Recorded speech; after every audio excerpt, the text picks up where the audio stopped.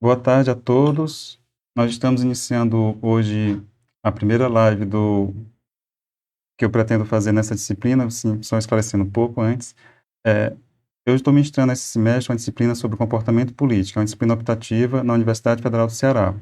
Nós temos as aulas às quintas-feiras e eu combinei com os alunos de, em algumas aulas ao longo do semestre, convidar alguns professores, pesquisadores sobre o tema de comportamento político para falar um pouco sobre o trabalho deles durante a disciplina. Então, hoje nós temos nosso primeiro convidado, que é o professor Julian Borba, da Universidade Federal de Santa Catarina. Ele é professor do Departamento de Sociologia e Ciência Política e do Programa de Pós-Graduação em Sociologia e Ciência Política. Nós lemos hoje e discutimos um texto dele, escrito em 2012, sobre participação política, onde ele faz uma revisão de toda a teoria da participação política até a época, em 2012. E o professor Julian Borba tem vários artigos publicados, vários trabalhos publicados sobre participação política e vai hoje falar um pouco para a gente sobre o trabalho dele e também sobre como seria estudar para um aluno na Universidade Federal de Santa Catarina, no programa de pós-graduação em Sociologia e Ciência Política.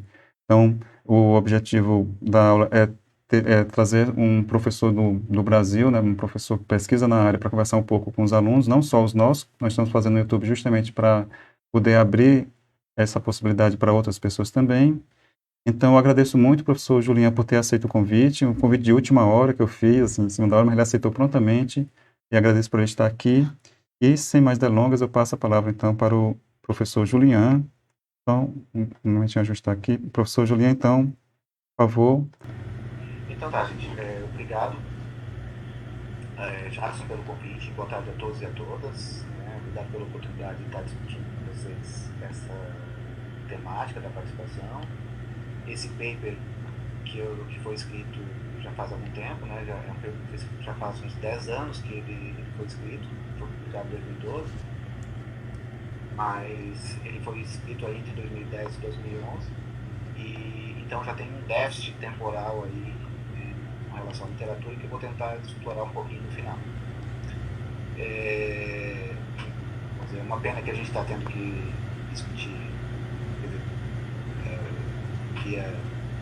não de forma presencial, né, mas por outro lado também é uma oportunidade de a gente estar tendo contato que não seria possível em outra situação. Mas enfim, então vocês tiveram a oportunidade de ler um texto que, como eu falei, eu tentei nesse momento, naquele texto, fazer um balanço da literatura da ciência política sobre participação política, particularmente uma literatura que tem em torno de meio século de existência, né? Ela inicia aí nos primeiros estudos empíricos de uma sociologia política da participação, é uma coisa do início dos anos 60, do século XX,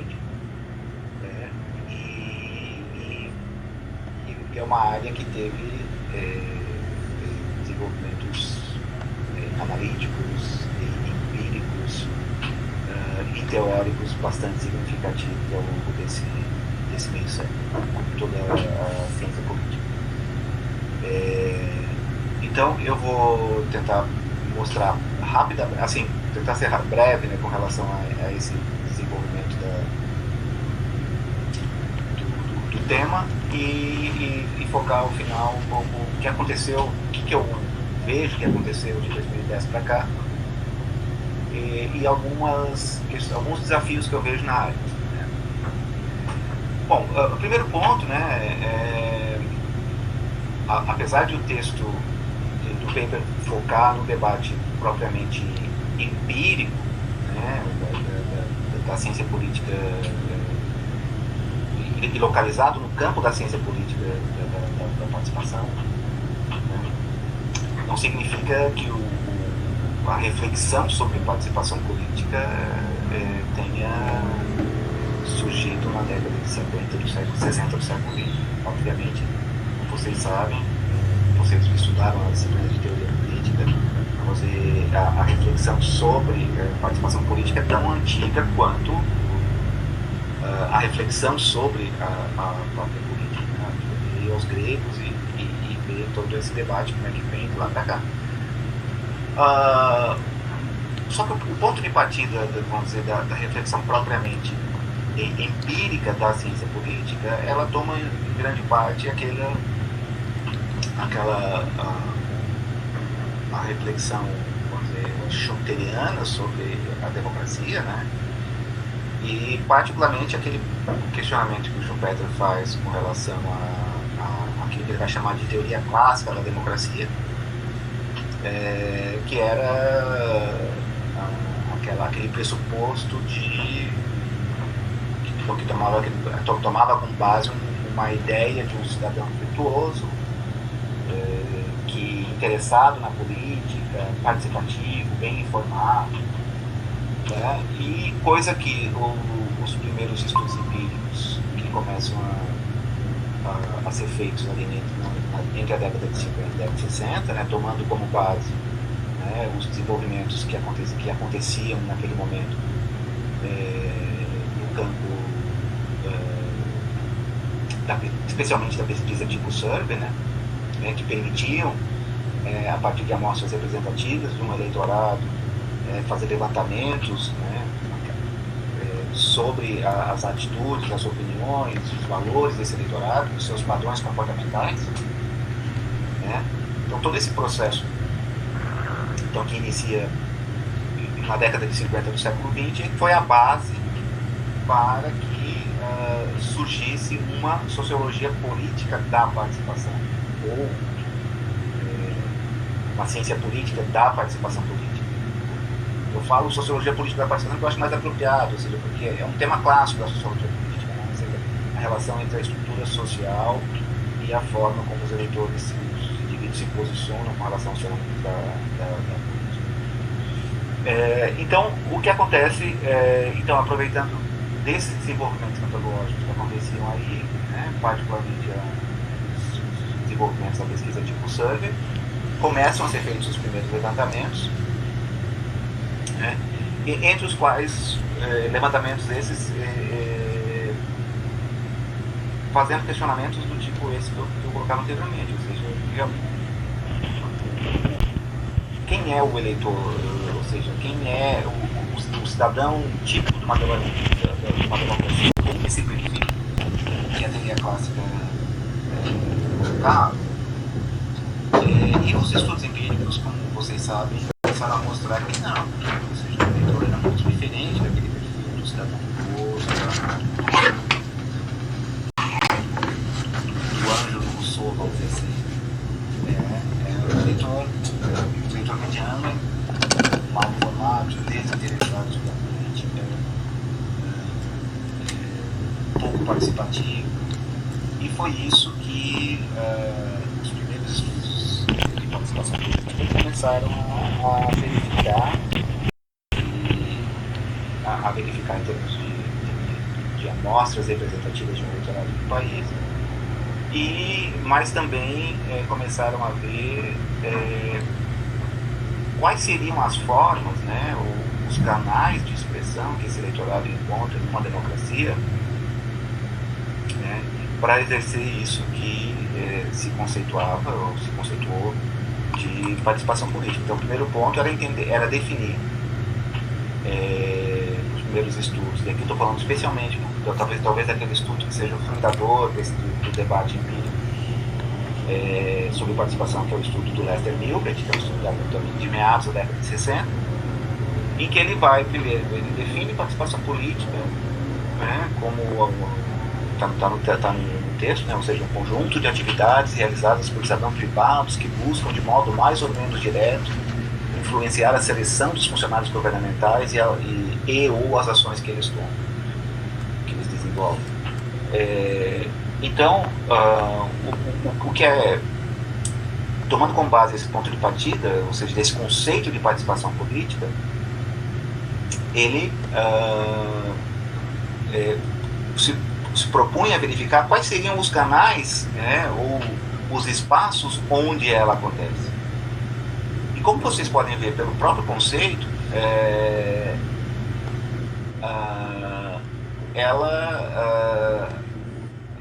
a ideia de participação política nesses estudos iniciais, particularmente do Milbrecht, levava a uma concepção de participação política centrada ou focada de maneira mais imediata no momento propriamente eleitoral da democracia.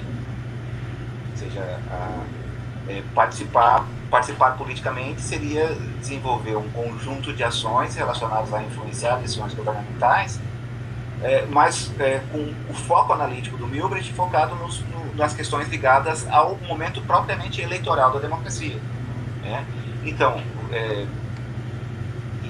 e para o Milbrecht, né, essa expressão e para o Milbrecht isso se expressaria sobretudo num conjunto de ações ou num conjunto de atividades que aconteceriam na forma de um contínuo entre atividades menos complexas e atividades que podem ser mais complexas, né? Então, assim, para o Milbrecht, a participação política seria aquilo que está colocado ali no texto, né, como uma atividade, seria um fenômeno unidimensional que aconteceria numa forma de um contínuo entre atividades menos complexas ou menos custosas e atividades mais custosas. Então, onde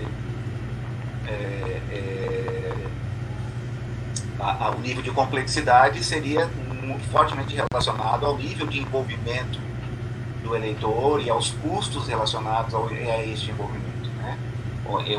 Onde, por exemplo, o estágio final em termos de envolvimento seria, por exemplo, a participação política através da ocupação de um cargo público, né? E o nível de menor envolvimento seriam aquelas questões ligadas, por exemplo, ao ato de discutir, de conversar sobre política. Tudo isso estava no conceito de participação política do Milbrecht. Mas, sobretudo, o que ele vai tratar está ligado a essa questão de um contínuo. Né? Para o Milbrecht, então, desculpa, o primeiro esforço era conceitual, o segundo esforço era classificatório e o terceiro esforço dele era analítico, ou seja, empírico. A gente entendeu quem participa. Né? Basicamente o que surge da discussão do Milbrecht é a ideia de que ele vai chamar na época de uma teoria da participação como ligada à dimensão da centralidade social do indivíduo. Ou seja, quanto mais central o indivíduo for na estrutura social, a localização do indivíduo na estrutura social, quanto mais central ele for localizado na sociedade, maior em nível de envolvimento político ele teria. E aí, sobre a ideia de centralidade, está muito ligada à posse de recursos, né? Por exemplo, aqueles com maior escolaridade são mais centrais do que aqueles com menos escolaridade. Né? Aqueles com mais renda são mais centrais. Homens são mais centrais que mulheres. Nesse sentido, ou seja, na distribuição, considerando que a sociedade distribui desigualmente as oportunidades, os indivíduos ocupam locais diferentes, ocupam posições diferentes na estrutura social. Bom, feita essa primeira... Então, esse primeiro esforço, conhecido como teoria da centralidade, então, o elemento base é esse, ou seja, a ideia de participação como contínuo e a ideia a centralidade, a teoria da centralidade social como a teoria dos determinantes da participação como produto da localização do indivíduo na estrutura social.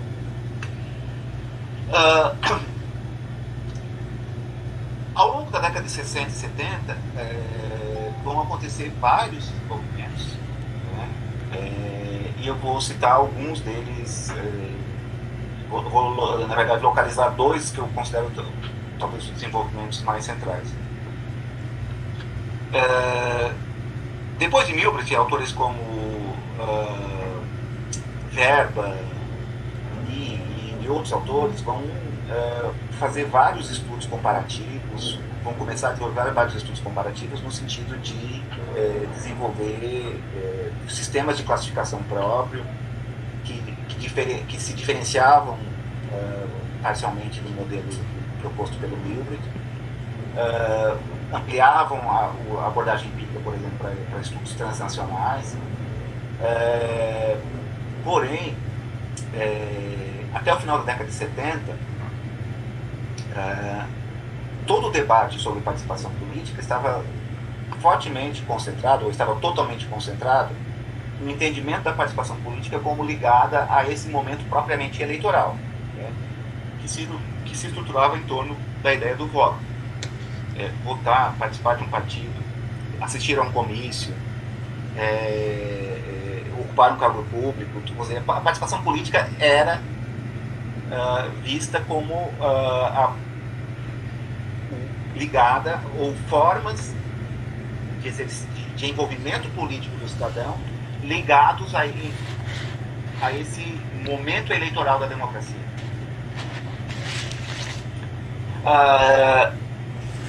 Só que, se a gente observar, pelo menos desde a década acontece um fenômeno aí no contexto dos países centrais, no final da década de 60, não somente nos países centrais, mas no final da década de 60, que são os grandes protestos, né? O Maio de 68, tudo aquilo que acontece em termos de novos temas, novas questões que surgem no espaço público, pós-68, né? Por exemplo, a emergência de um movimento ambientalista, a emergência de um movimento feminista, a emergência de movimentos em torno da questão ambiental e de outras temáticas, o ecopacifismo e assim por diante, que vão privilegiar outras formas de atuação política dos eleitores que não passavam por esse momento eleitoral da democracia, né? Então, ou seja, se aconteciam de forma de ação de rua, né? Os protestos, a ocupação de espaços públicos, os abaixo-assinados, as várias formas de ação direta dos eleitores no sentido de pressionar os agentes públicos em torno de demandas que existiam. Só que o instrumental que a ciência política havia construído com Milgram e os estudos, por exemplo, do Verba e outros autores que estavam estudando participação política até então, não conseguiam captar esse fenômeno sobre a lente da participação política, né?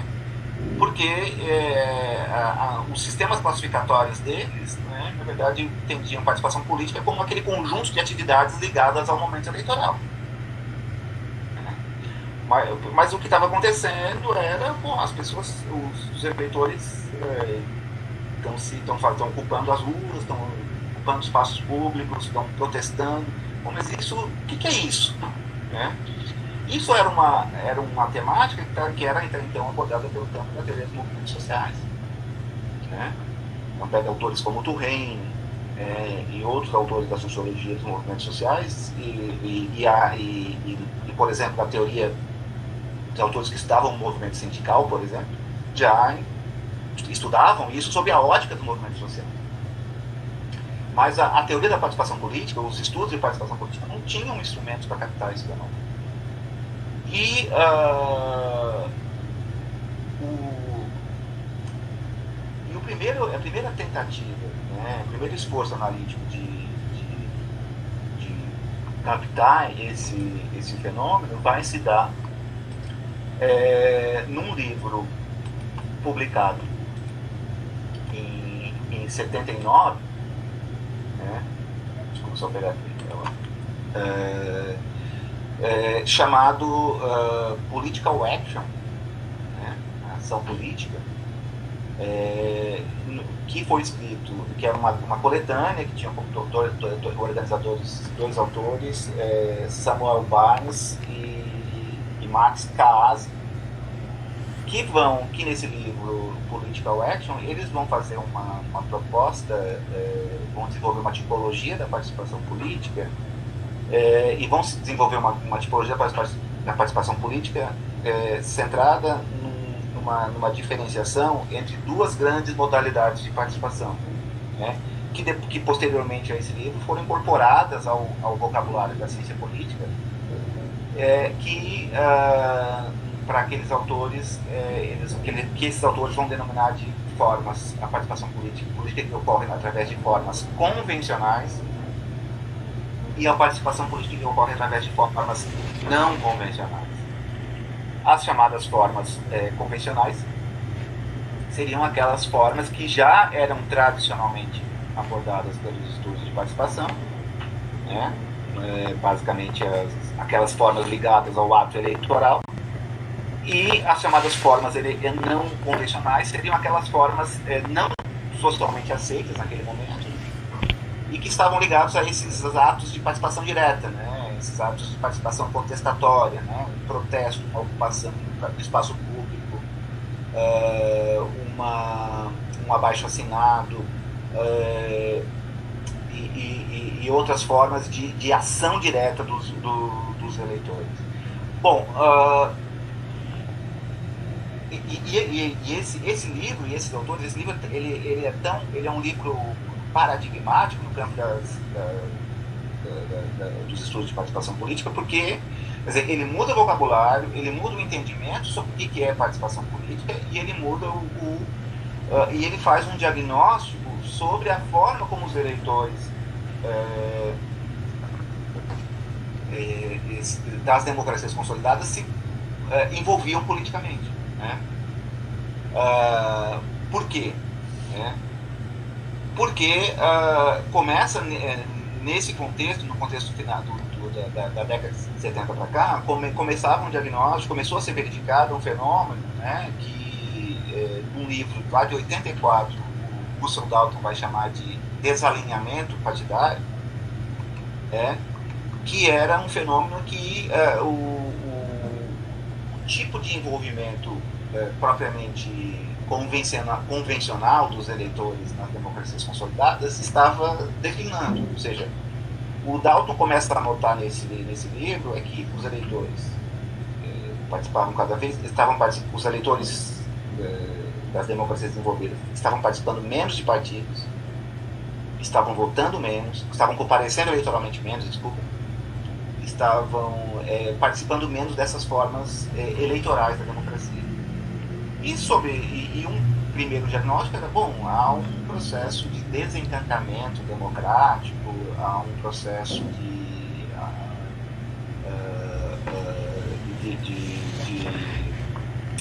apatia no eleitorado das democracias, que não era muito bem entendido sobre o que estava acontecendo aí.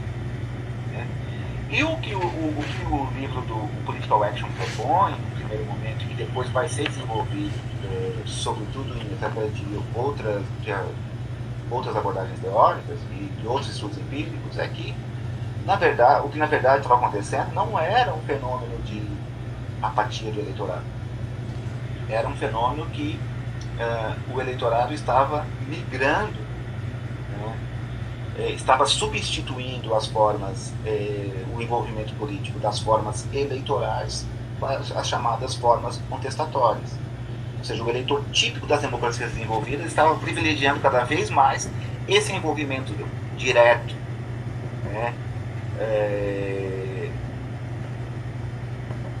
através de protestos, através de ação política, e menos através do envolvimento partidário ou envolvimento eleitoral. Bom, e vocês vão encontrar, sobretudo, essa discussão, e essa discussão depois vai ser desenvolvida, sobretudo, nos trabalhos, por exemplo, de autores que fizeram parte, eram autores de capítulos desse livro Political Action, e que depois isso vai ganhar desenvolvimentos teóricos e analíticos mais substantivos na chamada teoria do pós-materialismo. Vamos pegar autores como Ronald Inglehart, o próprio Russell Dalton, Pippa Norris, que vão desenvolver toda essa ideia de um eleitorado que estava, vou dizer, em função do processo de modernização que estaria ocorrendo nesses países, esse eleitorado estaria ampliando sua mobilização cognitiva e que esse processo de mudança na estrutura social estaria ocasionando mudança nas atitudes, nos valores e no comportamento. E uma das expressões disso seria essa inversão nas formas de envolvimento político. Privilégio de formas não convencionais e deixar um pouco de lado as formas eleitorais. Bom, então o que acontece na final da década de 70 é a incorporação do conceito de participação política não convencional e juntamente com as formas chamadas convencionais de participação. O outro, posteriormente a esse livro, o próximo, acho que a grande revolução paradigmática, vamos dizer assim, nos estudos de participação veio em 1995 com a publicação de um livro do Sidney Verba, Schlossman e Henry Bragg, um livro chamado Voice and Equality.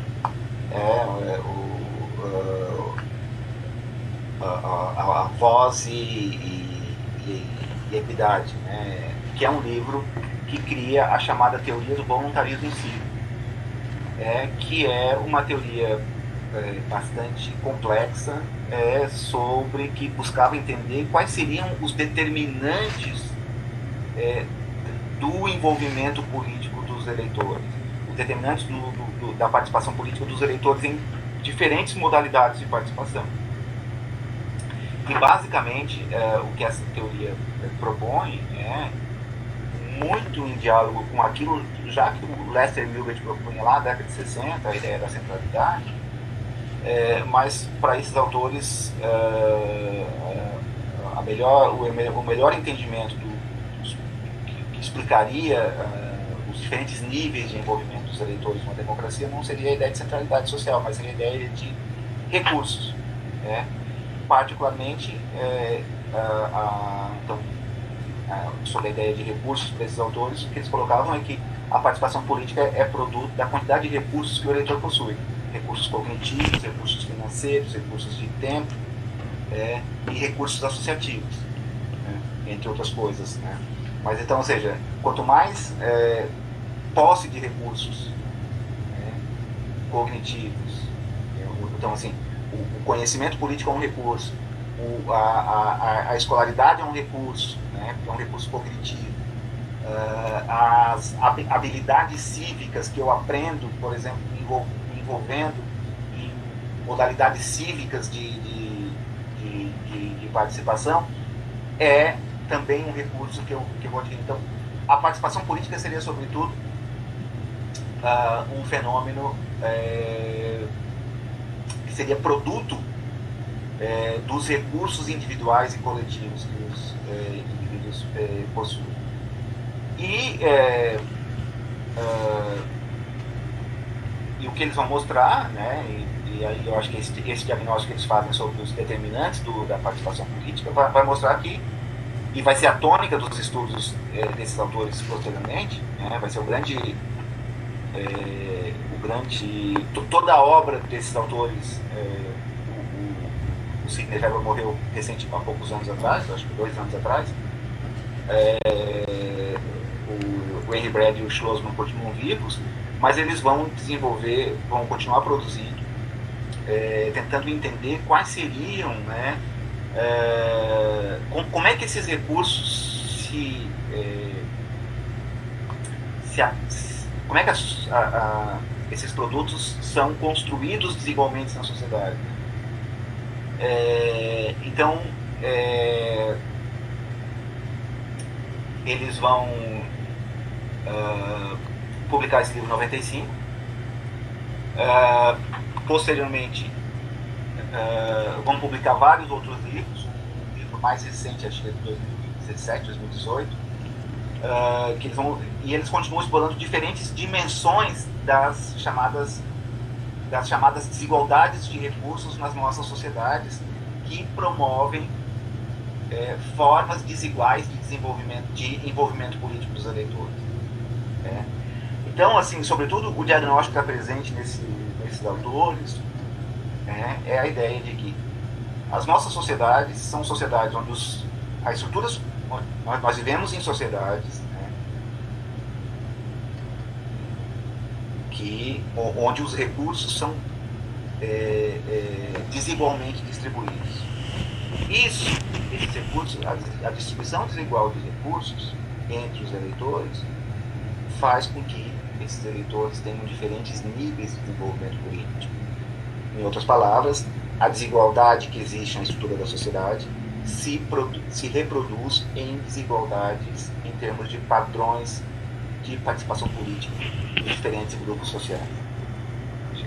O exemplo mais clássico é a desigualdade de renda, a desigualdade de classe, por exemplo, como se ela se reflete na desigualdade de participação política. Mas eles vão tematizar várias outras formas de desigualdade. Por exemplo, eles têm um livro somente sobre desigualdade de gênero. E o último livro desses autores vai tematizar a questão, a desigualdade de preferências políticas. Eles vão mostrar, por exemplo, como que os eleitores com preferências mais intensas, os eleitores extremistas em termos ideológicos, se envolvem mais politicamente. Então, a preferência é um recurso, se envolvem mais politicamente e tem maiores chances de sua voz ser atendida pelos seus representantes. Então, o que eles vão mostrar nesse livro é que vamos dizer, esse processo esse processo em termos de distribuição desigual de preferências políticas promove também desigualdades participativas e desigualdades em termos de representação política dos diferentes grupos sociais. Então, essa discussão não está incorporada no texto, é uma discussão posterior àquele artigo esse artigo que eu escrevi. Então,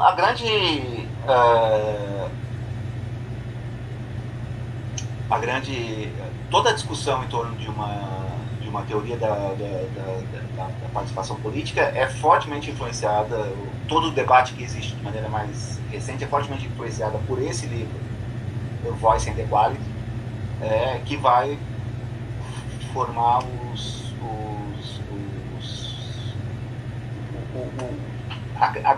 uma grande síntese do debate sobre participação política e particularmente colocando na ordem do dia esse problema como a relação entre estrutura social e poder político.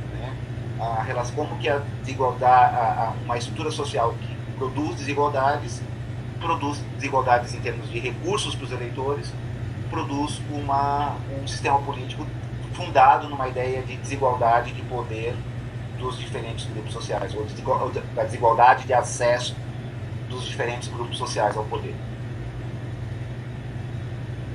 Esse tema, na verdade, é um tema clássico da reflexão política. E se vocês observarem a importância desse tema, só para dar um exemplo, dessa relação entre estrutura social e poder político, desigualdade de recursos, desigualdade de acesso ao poder, esse tema foi os aspectos centrais tematizados na obra do final da vida do Robert Dahl. Então, toda a reflexão final da vida do Dahl, talvez os maiores teóricos da democracia do século XX, foi em torno desse problema da desigualdade. Ou seja, o que para ele era o problema central, resolver esse problema era o problema central da democracia, a tarefa primordial da democracia. Enfim, o que eu acho que, então, assim, em termos de o que acontece depois, e o que a literatura vai acabando, outros tipos de estudo vão se centrar em diferentes tópicos, né? Uma questão que eu acho muito importante do estudo de participação, e sobretudo essa discussão foi desenvolvida na obra do Russell Dalton, que é a importância do contexto, né? Então, que é um pouco a questão seguinte: como que diferentes arranjos institucionais, como diferentes instituições promovem também produzem diferentes padrões de envolvimento político dos eleitores, né? Então, isso fica visível, por exemplo, fica palpável, por exemplo, no debate sobre voto, né? A típica, a modalidade central de participação política nas democracias representativas, né? O ato de votar. E muito do debate sobre... Então, o que esses estudos que vão focar no contexto vão trazer é mostrar, por exemplo, a importância de que variações institucionais entre países vão produzir diferentes diferentes formas, vão produzir diferentes padrões de participação política dos eleitores. Um exemplo mais clássico dessas diferenças institucionais é a diferença entre países com voto obrigatório versus países com voto facultativo, né?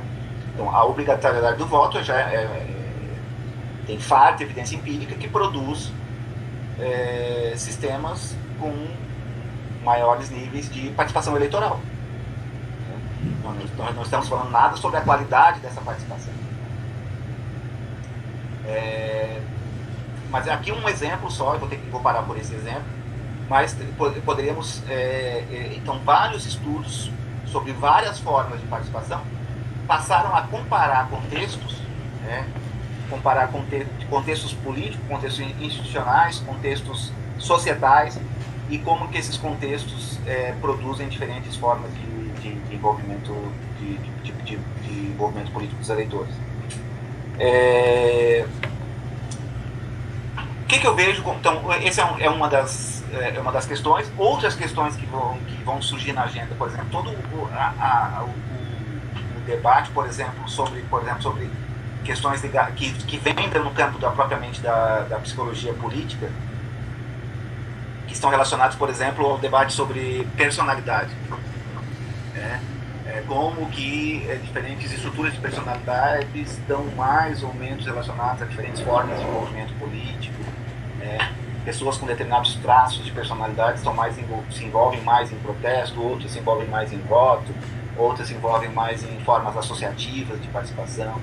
Então, isso é um debate que também tem uma literatura enorme sobre isso. O que eu acho em termos de desafio? Muito da literatura sobre participação política, ou parte importante da literatura sobre participação política até hoje, focou a participação política sobre um aspecto estático. Então, ou seja, eu tenho uma modalidade de participação política que eu quero analisar, e eu vou lá, analiso o determinante individual desse envolvimento político. Mas poucos estudos analisam como que a participação política ocorre de maneira, vamos dizer, processual, uma dinâmica.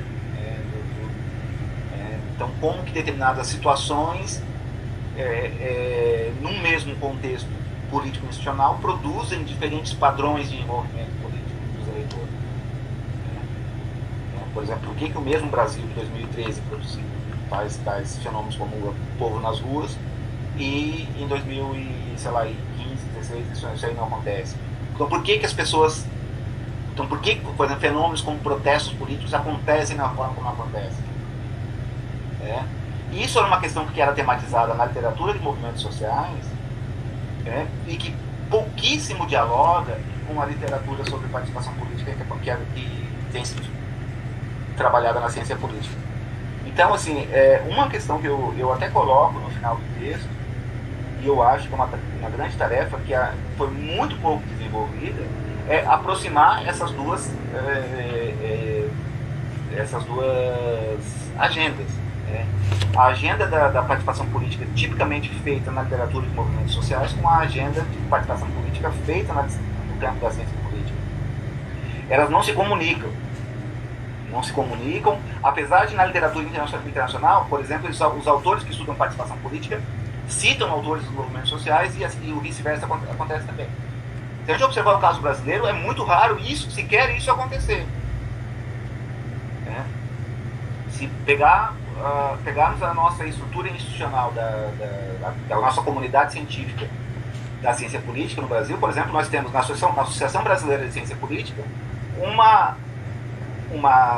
grupo de trabalho chamado Participação Política e temos um grupo de trabalho chamado Comportamento Político. Vocês vão ver no encontro da BCP que muitas vezes no grupo de Comportamento Político tem estudos sobre participação, orientados por esse referencial da ciência política que eu apresentei para vocês aqui. E obviamente, na área de participação política, que é uma área dominada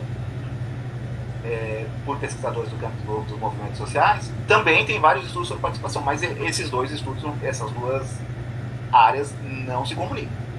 Né? Pouquíssima comunicação existe entre essas atividades, entre esses campos de pesquisa.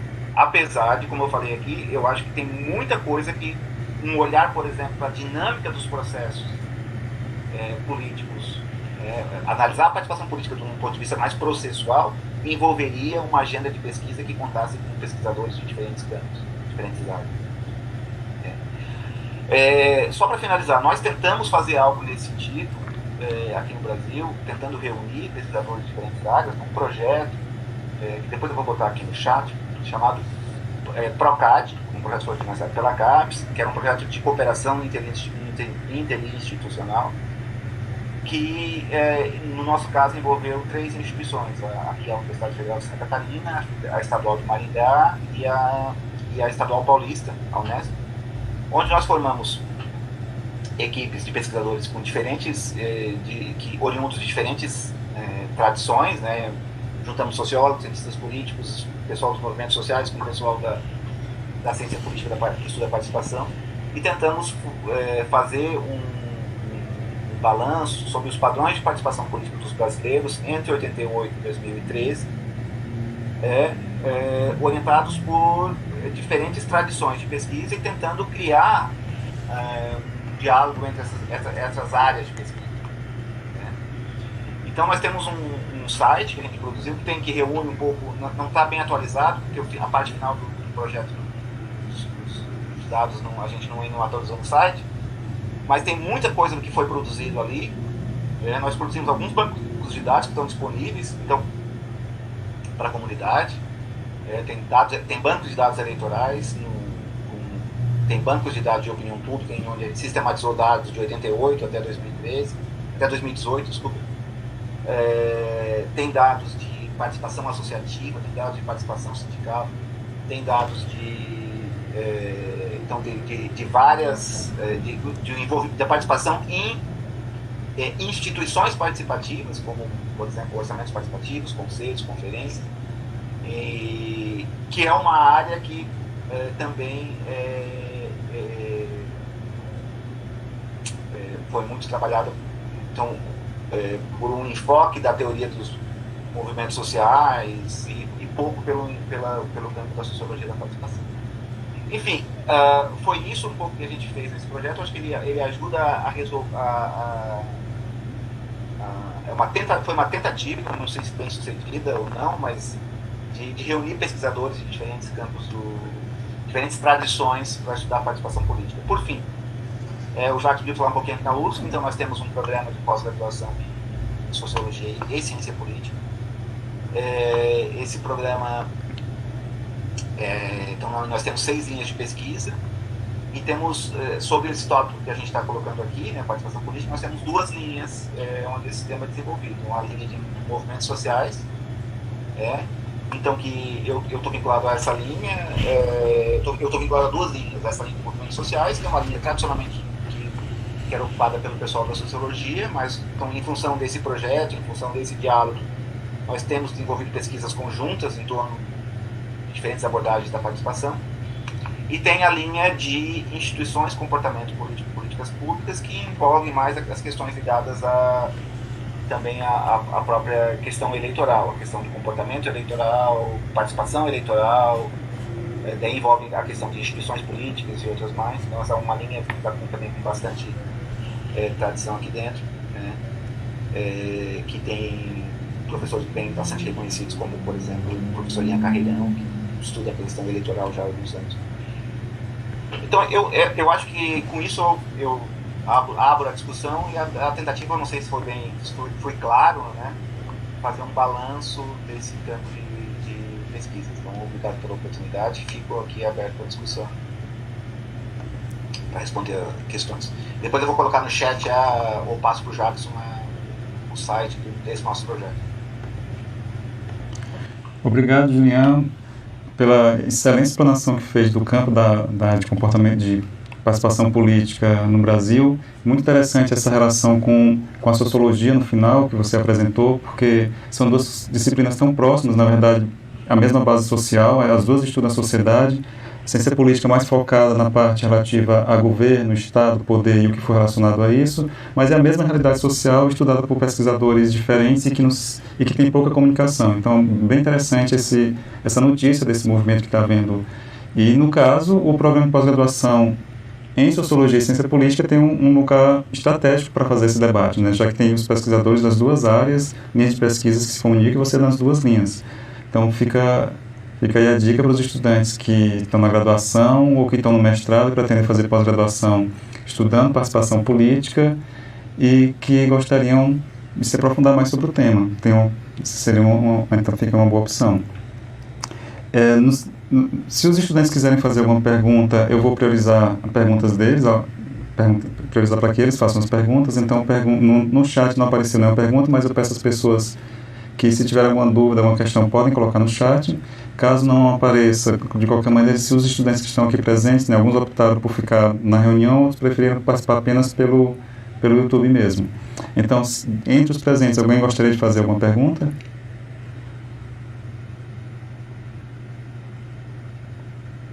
Jackson, posso fazer? Primeiro, agradecer pela apresentação, acho que foi muito bom, foi muito interessante. E também, no artigo que a gente leu, também elogiar a escrita, foi muito fácil de ler, de entender, foi muito bem escrito.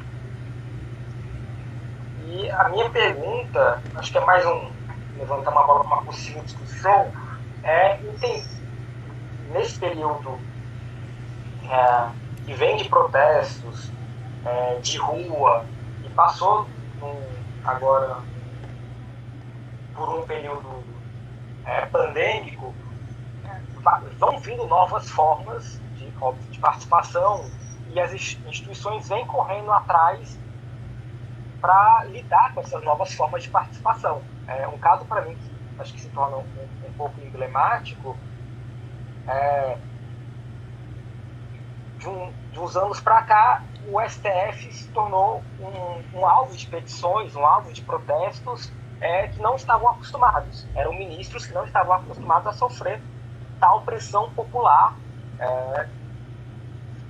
em forma de protestos, petições, na mídia também, não estamos acostumados.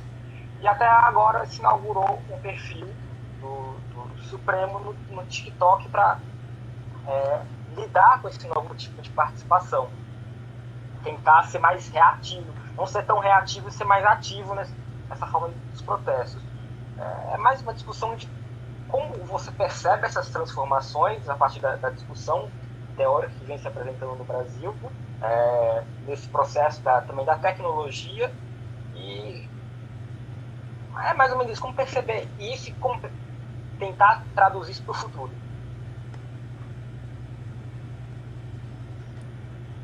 Ok, lá, acho que é uma ótima questão. Eu acho que enfim, eu nem coloquei esse ponto, né, porque né, esse debate, mas assim, tem um debate que é do campo, né, que é, por exemplo, toda a distinção que vem posterior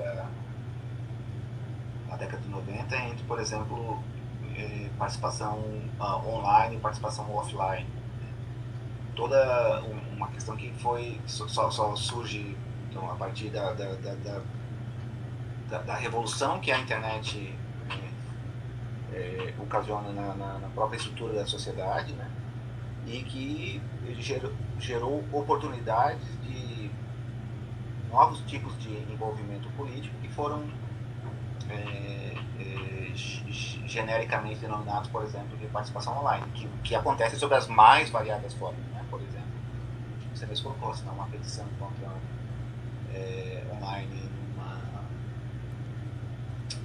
com relação, por exemplo, endereçada a uma instituição como o Supremo, ou discutir política numa rede social, ou fazer então, enfim, várias outras modalidades. Uma das primeiras formas de envolvimento político, por exemplo, que vão acontecer na forma de participação online, por exemplo, foi aquilo que a literatura chamou de consumer participation, né? Participação pelo consumo, em que vão acontecer, por exemplo, várias formas de mobilização virtual que aconteciam em torno, por exemplo, de campanhas, a Coca-Cola, sei lá, a Nike faz trabalho escravo, produz seus tênis através de trabalho escravo, então vamos fazer um boicote dos produtos Nike. Então essas campanhas via redes sociais começaram a acontecer, por exemplo, de maneira fluida em vários contextos, e foram caracterizadas posteriormente como isso que se chama participação pelo consumo, né? Ou seja, e que é uma forma de participação online, né? E agora a gente, com a proliferação das redes sociais, então isso acontece em mais variadas maneiras. Então tu pode tanto participar como um protesto, como tu pode participar politicamente do ponto de vista de uma instituição, por exemplo, de formulação de políticas públicas, por exemplo, fazer um orçamento participativo virtual, ou uma conferência de política pública de maneira virtual, ou toda a discussão em torno das possibilidades que são colocadas em termos hoje de democracia direta através possibilitadas pela internet. Então, a sociedade muda, as sociedades mudam, na verdade temos uma mudança tecnológica que impactou profundamente as formas de envolvimento e que tem gerado novas modalidades de participação, tem gerado novos padrões de participação, que geram novas oportunidades, geram diferentes custos de envolvimento e que, vamos dizer, enquanto estudiosos da área, nós temos que estar antenados para essas transformações na própria estrutura da sociedade. Obrigado. Nós temos outra pergunta. Nós temos uma pergunta no chat. Deixa eu ver se aparece. Eu gostaria de entender quais seriam essas novas experiências de participação instituídas pelo Estado, vistas na atualidade. Pergunta do Erison Rodrigues. Depois tem outra. Posso colocar logo as duas, né, pelo tempo até? Me parece hoje que tem uma face performática muito forte. É mais parecer ser politizado, participe do debate político, do que uma prática política, da Paula Mendes. Ok, gente.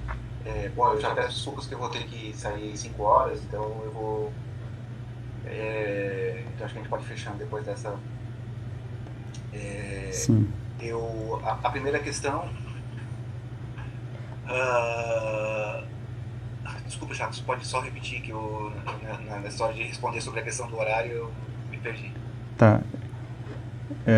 A segunda da performance. A primeira é porque eu controlo 2 microfones. Da performance é porque ela colocou em 3 linhas. Me parece que hoje tem uma face performática muito forte, é mais parecer ser politizado do que participar do debate político.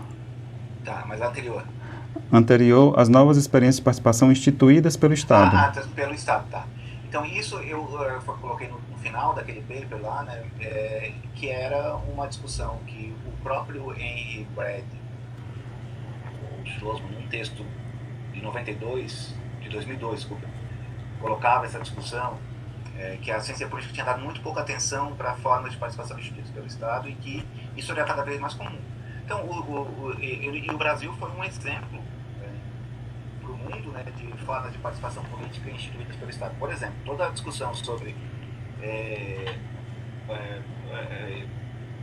orçamentos participativos, conferências de políticas públicas, conselhos gestores de políticas públicas, são formas de interação entre Estado e sociedade, formas que chamam os indivíduos para participar politicamente, entre outras coisas, para decidir sobre políticas públicas, para avaliar programas, para propor então, formas de cooperação entre Estado e sociedade, que são formas instituídas pelo Estado. Né? Então, é nesse sentido que a literatura colocava, apesar de não ser novo, isso é um fenômeno que foi muito típico eu acho que o Brasil foi protagonista no mundo. E a segunda questão, a questão performática, eu acho que essa é uma discussão menos abordada no campo dos nossos estudos aqui, tradicionalmente feitos na ciência política, mas, por exemplo, na literatura de movimentos sociais, esse aspecto, por exemplo, da performática, por exemplo, dos movimentos sociais, toda essa é uma discussão já bastante que eu acho que já tem uma literatura considerável sobre isso, essa discussão, por exemplo, sobre identidade, Melucci e outros autores, esse debate está presente, tá bom? Então não só para então, agradecer mais uma vez a oportunidade, eu vou passar, não deu tempo de passar aqui no chat, mas eu passo depois para o Jackson o link desse projeto e o meu e-mail, vocês fiquem à vontade para me escrever, e eu solicitando bibliografia ou pode agendar uma outra conversa posteriormente. Fico à disposição e agradeço mais uma vez pela oportunidade, tá bom? Muito obrigado, Julian. Eu que agradeço a disponibilidade, a excelente aula que nos deu sobre participação política. Tem vários temas aqui interessantes. Eu tinha uma pergunta que eu queria fazer, infelizmente não deu tempo, mas nós teremos oportunidade em outras ocasiões. E é isso, gente. Infelizmente o professor tem um outro compromisso e não pode demorar mais do que esse que já ficou com a gente. Então eu agradeço muito ao professor. Obrigado a todos os que estão presentes e aos que vão assistir o vídeo depois, já que fica gravado no YouTube, fica disponível. Obrigado a todos, até uma próxima, fiquem atentos ao canal porque eu pretendo convidar outros colegas, grandes pesquisadores brasileiros para participar aqui também, tá bom? Então, muito obrigado a todos, obrigado professor, obrigado aos alunos pelas perguntas. Obrigado, Jason. Obrigado, gente. Boa tarde para vocês aí, tudo de bom. Um abraço.